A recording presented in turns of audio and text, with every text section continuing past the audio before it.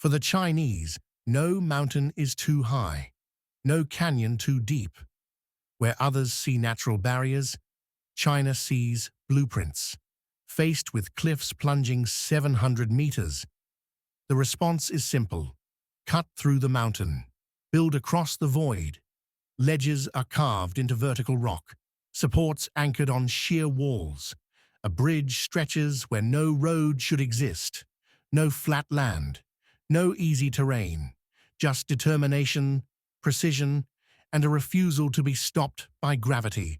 This isn't just infrastructure, it's audacity in concrete and steel. Each section defies the landscape, turning the impossible into connection. No shortcuts, no hesitation. Only bold design, executed with discipline. Because in China, engineering doesn't wait for permission. It pushes forward, through stone and sky.